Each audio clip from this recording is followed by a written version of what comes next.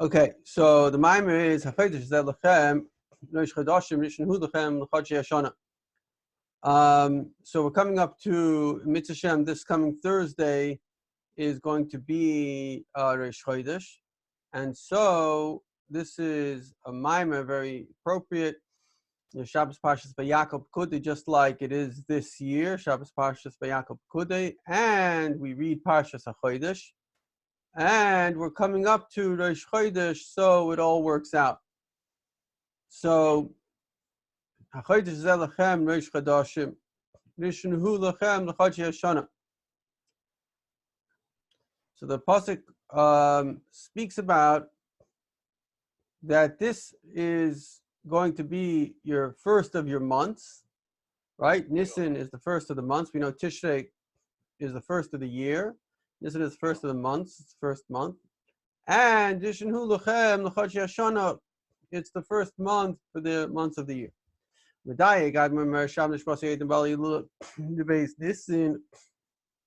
Rebbe Rashab, who has a yard site on Beis Nissen. I'm trying to think. I think that the Frierdiker Rebbe's birthday, when was the Frierdiker Rebbe born? No, it was more. Right. I think it's Beis Thomas. You're right.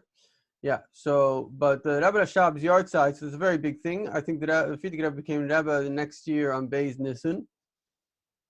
So it's very appropriate. The Rebbe is born Yud Aleph Nissen, and the Frierdiker Rebbe became Rebbe on Beis Nissen. So we're already talking. Nissen is month of Geula. It's redemption. Alle gute Sachen. So he says, "My mother divrei masozeh, dishnas ete." That it says Rosh Chodashim So why does it say it's the head of the months in plural? Then it says Rishon, the first of the months of the year. Why does it have to say that it's the head of the months? Because it's just saying Rishon Hu Lechem. It's almost like it's repeating itself. This is the first month, the head of the month, and then it says Rishon Hu Lechem. It's the first month of Chodshei Hashana for the months of the year. You just said that. Maybe by Mammer Hachodesh, so he explains in the Mammer what the Chacham say in the pasuk. Chodesh Zeh Lechem Rosh Chodashim Zeh Nisan. This month is Rosh Chodesh. This is the month of Nisan. Ve'ein acher Nisan.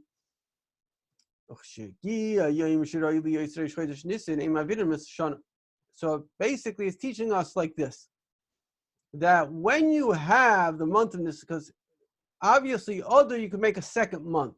The Rebbe even speaks about that Mashiach could come and we could have a Beis Din. The Beis Din will say, you know what, we have to make a second month of Adar. But once it's Rosh Chodesh Nisan, you can't make a second month of Adar. It's already Rosh Chodesh Nisan. So continues in the Mammer. From this pasuk, we also learn that you don't, you're not ma'aver the chodesh. In other words, the whole idea of making the month is so Nisan, Pesach should be in the spring. So I don't know, let's say becomes cold weather, like we're having strange weather. So the Chacham want to say, okay, you know what? We're going to make an extra month. You don't work. It doesn't work like that. You make an extra month in a year, but you don't just add to a month. And when it's already Rosh Chodesh Nisan, that's it.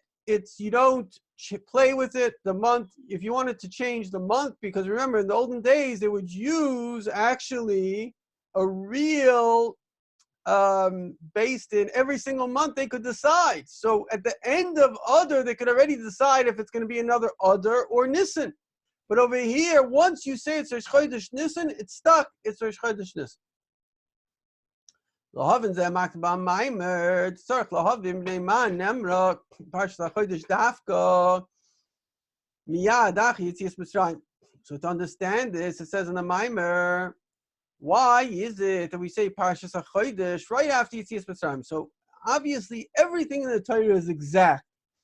how much more so the first mitzvah that the Yidden have. This is the most amazing exactness. What is the first mitzvah? HaChodesh hazeh lachem, Rosh Chodesh. This is the very, very first thing. And when do we get the mitzvah? Immediately after we come out of Mitzrayim. So this has to be Parshas HaChodesh. The Eibishter telling us this mitzvah now has to be mamish exact. I mean, you can imagine everything, every mitzvah when it comes to exact. So that the first mitzvah the Yidden have is Kiddush HaChodesh has to be amazingly precise. The Parshas HaChodesh, Ikras Chol HaTorah, K'mesh Kosov Rashi Glei Hoyu Sarach Lahaschos HaTorah L'Machish Zalachem. So he explains that this Parshas HaChodesh, this is the main beginning of the Torah. Like Rashi writes, the Torah doesn't have to begin, only really could begin from the first mitzvah. You don't have to begin from a story of creation, because the Torah is about mitzvahs.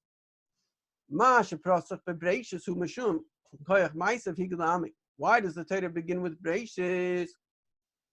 This is because the Eibush is trying to tell us about his power, that he was the one that made the world. So even if the Goyim come and they say, guys, you stole our land, we say, look, the Eibush made the land.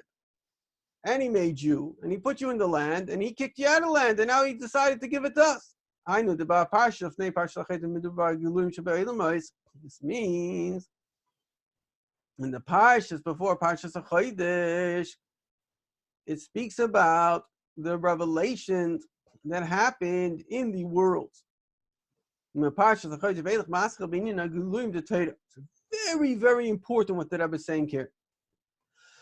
Before we get to Parshas HaChodesh, the whole Torah is about things that Hashem revealed in the world. He created the world. He made Avraham Avinu. He speaks to Avraham Avinu. Various different miracles.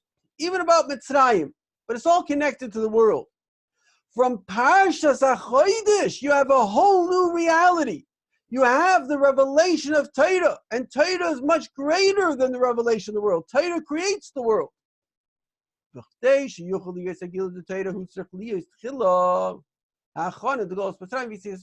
Now, in order for us to get to the revelation of Torah, we had to have a preparation. What was the preparation? It was Golus Mitzrayim and Yetzias Mitzrayim. And I think now, we're going through, unfortunately, coronavirus. This is a preparation for Mashiach. This is what right away after Yetzias Mitzrayim. The Yidden are getting ready for Matan Torah. And Parshas HaChodesh says, Parshas HaChodesh, so in other words, right after Yetzias Mitzrayim, what do we have? We have Parshas HaChodesh. Why? Because the Eibush is getting us ready for the revelation of Torah. So Parshas HaChodesh is getting us ready for revelation of Torah. They levar goydol ila shel geluim de Torah, levar tchila ha'iloim, dagiloim sheba'ilomis. In order to first explain the greatness of the revelation of Torah, first it explains the revelations in the world. Because the revelations in the world is really higher. In other words, if I'm going to reveal something to you, I must know something that you don't know. If the Eibush is going to create a world and he's going to make a miracle in the world, he must be greater than the world. Because the worlds themselves are limited, right? The world, the whole thing of a world, the word oilam comes from helam, it's concealment, it's limited. Just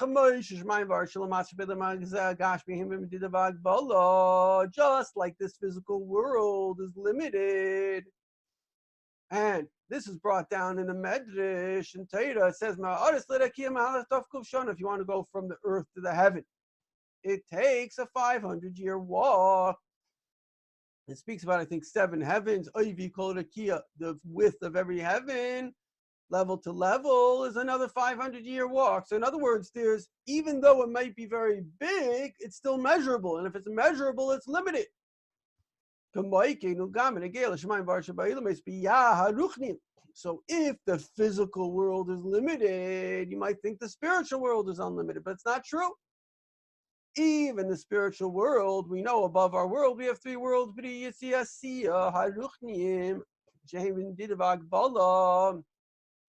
These two are limited.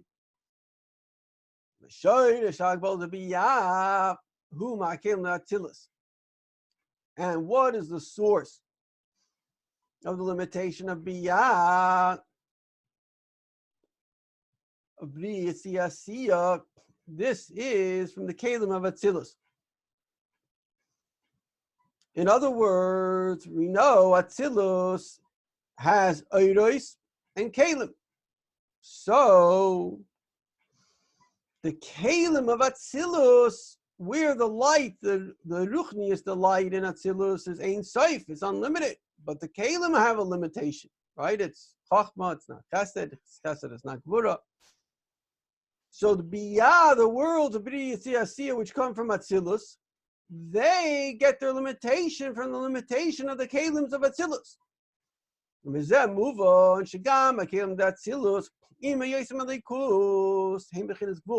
this we understand that even the Kalim of Atzilus, even though it is a Gevul, it's limited, it's still Elikus, right? Because the world of Bria certainly is Elikus.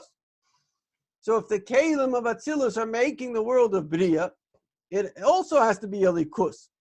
But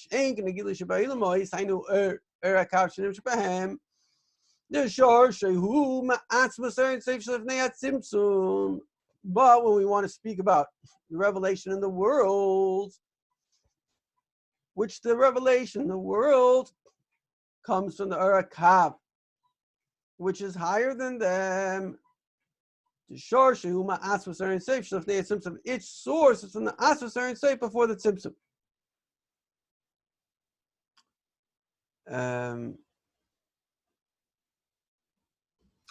Okay, so what I'm going to do now is I'm going to make a picture of this idea. So basically, the point is that we have four worlds, right? So we have the world that we're in, the world of Asiya. And then we have around that the world of Yetzirah. And then we have around that the world of Bria. And then we have the world of Atzilus, right?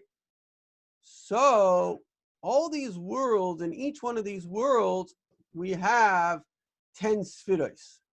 So imagine 10 lines, and the light of Hashem comes from outside of it. So the worlds themselves are limited, right? Even though they're very, very, very, very big, but it's still limited, right? A guy who has the most money in the world, right? Who has the most money? Vladimir Putin. Very rich. He has $200 billion, but still it's limited. It's not unlimited. Now, you go to the higher world, so it might be much, much bigger, but it's still limited. Then what you have to do is you have to realize that all of this gets a light from an unlimited source, meaning there's what's called the Kav, which is one line that comes into the world of Atzilus, that comes into the Kalim, and then goes into the lower worlds. And that Kav, that is sourced in the Atzmos and the Eibishter, and the Eibishter is unlimited. So it's a little bit like the zeros and the ones in the computers. You have energy, and the energy goes to the on and off switches, and that can make anything. Okay, so that's the basic idea that I wanted to share. Okay. So the vart is like, sorry about that. Right. Sorry, what? Yeah, so the story is that the source, the light that comes from the Kav before the worlds, that already is unlimited. But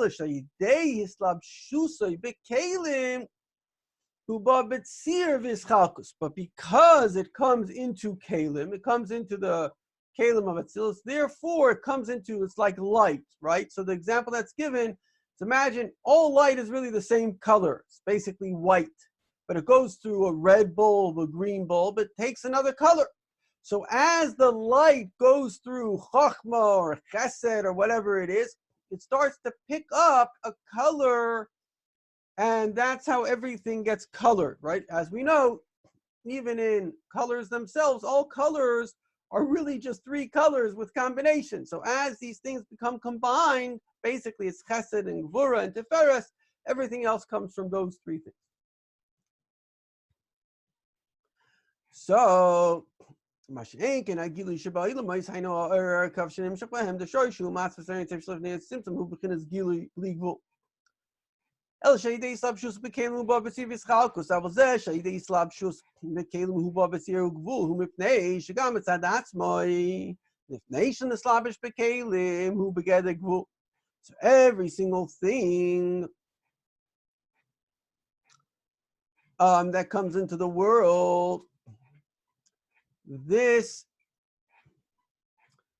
thing that comes into the world becomes, meaning comes through the kalim, and then it manifests in a gvul way, in a limited fashion. Because it comes from the Aron Seif before the Tzimtzum, and then it gets basically the Tzimtzum starts creating a contraction in it. So I'm just going to draw a little diagram for this. So we have all the universes. Now, for the light to get into the universes, it has to come from the Eibishter. And the Eibishter obviously doesn't have to shine, but he chooses. And the Eibishter, because he's infinite, that light would be infinite. So what he had to do is he had to contract that light. In other words, if you would just have the Eibishter's light, you would have a kind of a infinite light, which is kind of shining everywhere. But what does the Eibishter do? He says, no, we're going to make one ray of light. And so this one ray is a great limitation. So this ray itself contains infinity, but it's already very, very limited.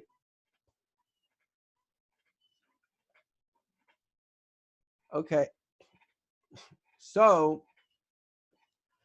in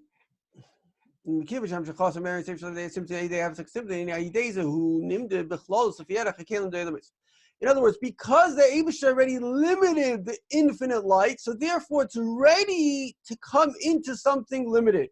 So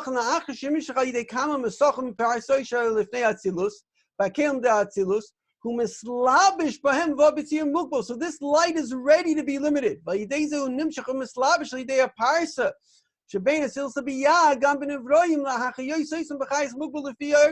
it's very good, because as we know, if you have a nuclear power plant, you're an engineer of this kind of stuff. If you have too much energy, you blow up everything, God forbid. So you have to limit the energy. If you plugged in your telephone into something that was unlimited energy, there wouldn't be a telephone.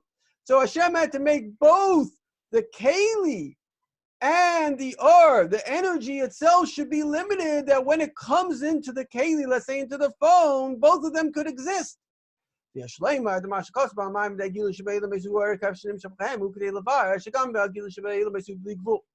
in other words, it's a very amazing thing. What's happening in the world is infinite. Because like I showed you before, there's that line of infinity. So we're always connected to infinity.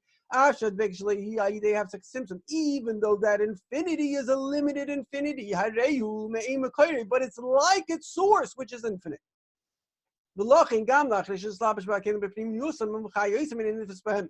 So there's an amazing thing here. It says that the Eibishter, ma neshama malasuguf, just like your neshama, right? For you to be alive, you have a neshama.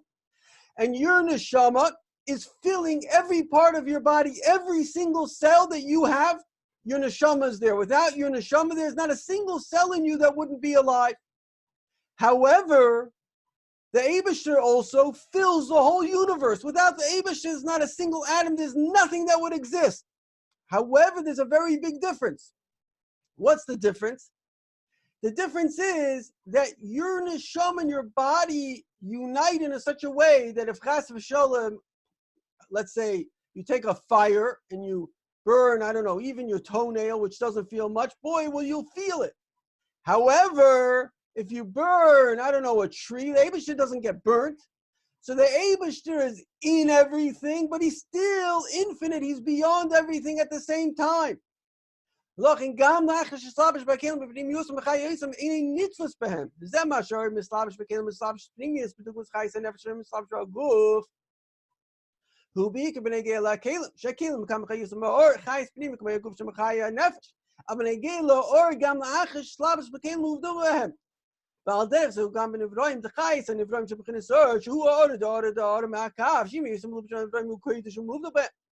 So this is a very powerful thing because we know the Eibishter is in each one of us. However, we know that we all have two neshamas. We have the neshama, in fact, that's what's called a mazel. Mazel is a flow of energy.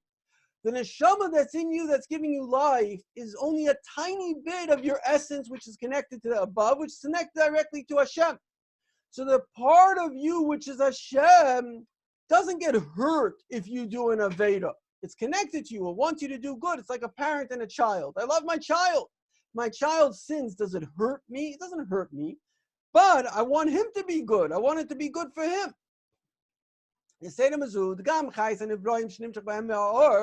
Who built imugbo.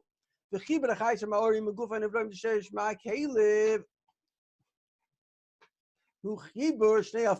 this is a very, very powerful concept because really the light is infinite. So on one hand, you say, how can an infinite light become finite? How can it limit itself? You know, when you're talking about energy in a power plant, the energy itself is limited. It may be a lot, but it's limited. So we make it less and less and less until it comes into, 110 volts, you plug something in. But the Eibishter's light is infinite, and yet he limits it. So it's an amazing miracle. It's infinite and limited at the same time. And this is what we're discovering with quantum physics, that things are both realities, are both quantum and rational at the same time, which doesn't really make sense. But because the Eibishter is infinite, it can happen. So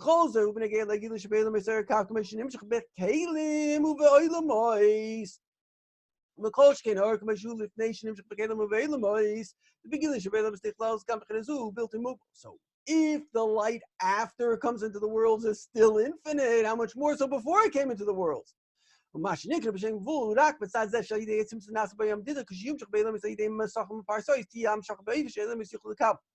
why do we call this light limited? It's only limited relative to unlimitedness. But it's not that the light itself becomes limited. The light itself remains unlimited. Even after it's here and it limits itself, it's still unlimited. So now you understand how great the Torah is, because this is only the light that comes to make the world. And the light, everything has to have an neshama, soul of God. And the soul of God comes and limits itself to make the thing. And still it's unlimited. Now the Torah is even higher than that. When we learn Torah and we do mitzvahs, we reveal godliness, which is infinitely beyond even before the tzimtzum. So the Mammer continues. The medida of the kav, even though it's through the tzimtzum,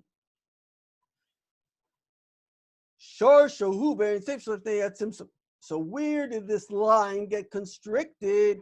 It really came in the light of the Eibishter before the tzimtzum. So I drew before the circle, which shows where the tzimtzum, where the concealment begins in the world of Atzilus. But actually before that, this light already begins to become kind of contained. But when the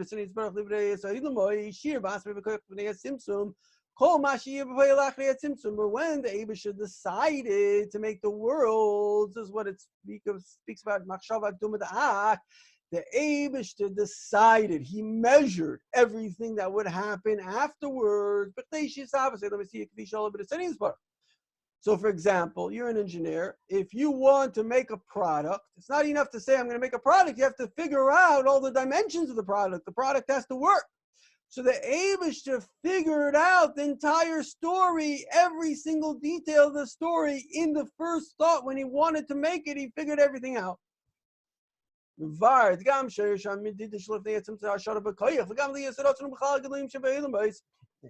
the source before the Tzimtzum, this was also for things that this is also connected to the world. In other words, the Abish is already measuring out what's going to be. Even though that this light is so much greater than the world and the limited, even all our energy, but it's limited, so this is infinite. The Eibishter had to remove the or Gufa, Kaviyahu Gili Shaykh Lailmis. Mizah moving a Jason gate the Lila Shagalim, the Tater, the idea to do Gili after the textual mind get the Shaykh Sailor. I don't want to go too deep in it, but the bottom line is exactly what we were saying before, that the Eibishter's Torah is the Eibishter himself. The world is already a low thing. Like it says, it's not the job of a king to talk about small things. He's thinking about big things. He leaves the small things. I don't know who's going to clean the streets. He doesn't even think about it. He has a minister of this, a minister of that, and da, da, da. So the Eibush are talking about making the world and finite things very small, but the Torah is Eibush.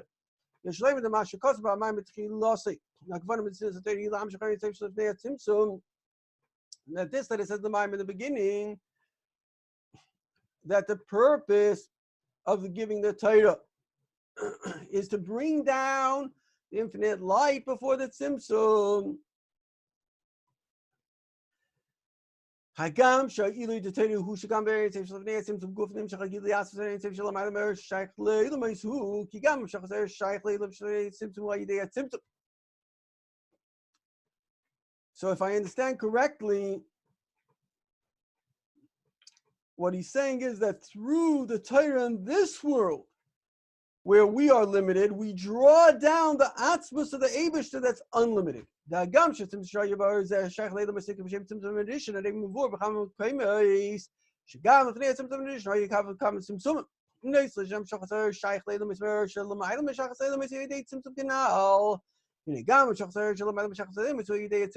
want to go into all the Kabbalah, a little Kabbalistic.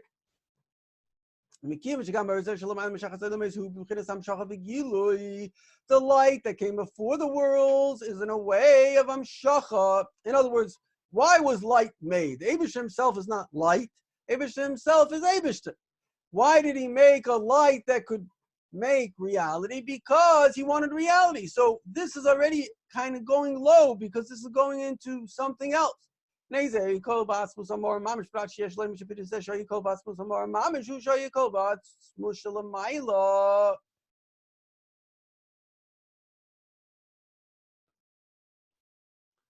Mitoyer more moving. I'm shocked. Or a kolobas musamor. He idea tzimtzum awesome.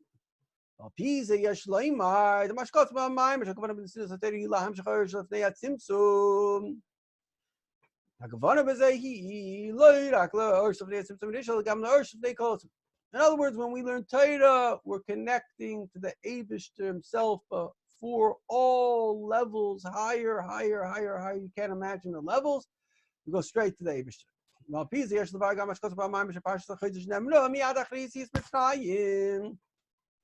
The Chayet Mu, having before the Fukurosh Parsha Chayet, never as Pesam Yeshlaim, the much cause about my Parsha Chayet, never Lachri, sees Pesam, Kavani, Achri, is specific, you see Pesam, you see Pesam, Mashu Potato, the Lachri, Shinem, the Kola Sibun Potato, the party, she Shlachas Yisrom, Mitzrayim, Adla Srach, Reina, the Max Bechira, Shlachriza, Parade, Sayat of Holom, the Gab, Nemi Adachri, Amid, see Pesam, never Parsha Chayet. Now we understand why Parshas HaChodesh comes right after Yetzias Mitzrayim. You would think about this. Taka the Rebbe brings down a murder to Kavart. Why would they Abish to give the Torah in Mitzrayim? The first part of the Torah, meaning the Torah part, the mitzvah, Parshas HaChodesh, Kiddush HaChodesh, is given in Mitzrayim itself. Rosh Chodesh, before they left. So you're talking that the Torah should be given in Mitzrayim. The Milas today, I'll give the limits from the words from my say. He come, I'll give the limits by shoe potato. So much, maybe my mashkos actually, how you said last potato, my catches the matam possible preparations, coming, the preparation of that borrow. But that is a sip of the office who look by shoe potato who rack my dumb pash of the Pashzu, he, Haschos Hatayra of Loch Gaman Galen his Sam Shohan Lamantatum, do my derek in his Messiah by Shubatator. So when we're getting ready to leave Mitzrayim, because the whole world, the Avos, HaKadoshim, Mitzrayim, everything was only a build-up to getting the Torah for Torah.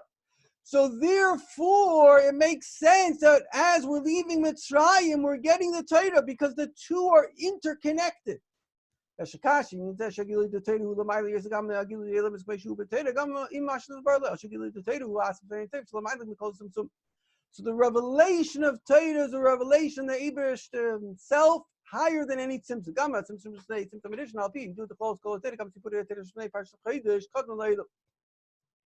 Umekivon. Das Chodesh in the Leilam mit tzimtzum edition. Very so the Torah which preceded the world is in the Orein Soif before the Tzimtzum. The Yisayim Mizu Yeshlem the Mekiv Shagam Ba'or Shlov the Tzimtzum Yesh Kparas Chol Shesham Dida Ba'ilim It's a Torah Shagam Leilim Ba'or Shebechinas Gili La'atzmei Shalom Ayim Shach Zayim Zel Gam Sipur Torah Shnei Parsh Chodesh the Gili Parsh Chodesh Ikeras Chol Torah Hu Agili Das Torah Shnei Kol Tzimtzum. So the main idea of Torah is the revelation of the Eibush himself, or the light before all the Tzimtzumim.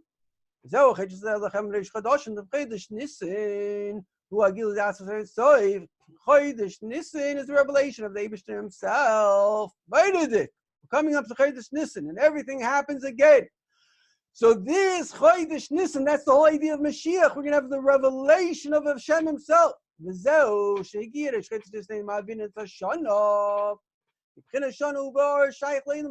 is the pshat that Rosh Chodesh comes. We're not Ma'ivres Hashanah. We don't make an extra month. Why? Because what's the idea of Shana? Shana is a year. The year is connected to the world. Evidence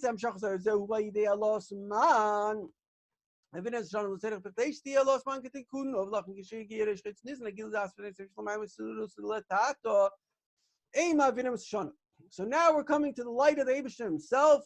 It doesn't have to do with the world. We're high. That's why the month of Nisan is the word from Nisan, miracles. We're going on a whole new level. That's why Mashiach's going to come in the month of Nisan, because we're in a whole new level. In fact, to come by the month of Nisan, we'll already have Mashiach. And this is also why Chodesh is the month of Geula.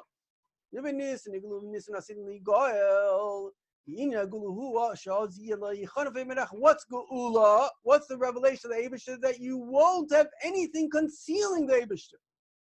The whole word for world, Olam, is Meloshin Helim, concealment. Well, you can't conceal the Eibush. The Eibush can reveal himself. You can say, how can the Eibush reveal himself and I'll be here? The Eibush is not limited. He can do both. And that's what the Eibush is going to do, and he's already doing, because we're already in Yemaisa Mashiach. Agili das and say, please, Shum Levush, the revelation of the Eibush without any concealment whatsoever. That this should be immediately. B'chodesh Nisan, the month of Nisan, the Shana Zu Mamish, literally in this year, and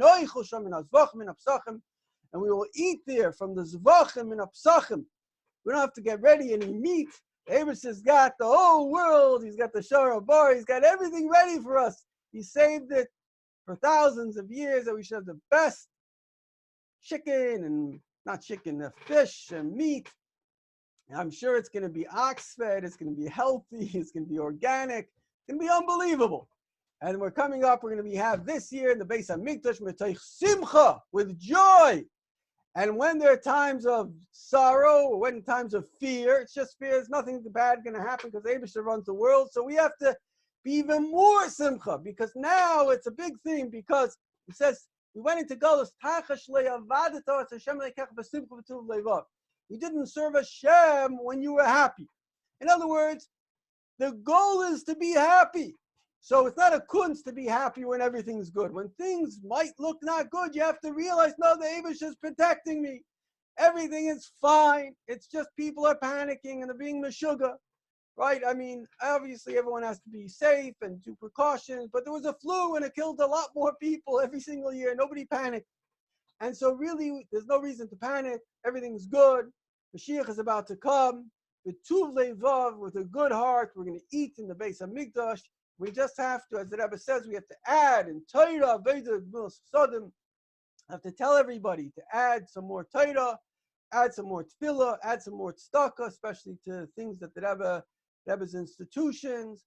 And if you enjoyed this mimer, spread it, because learning the Rebbe's Torah is very, very special. It brings us many, many brachas, and this is very important. Thank you very, very much.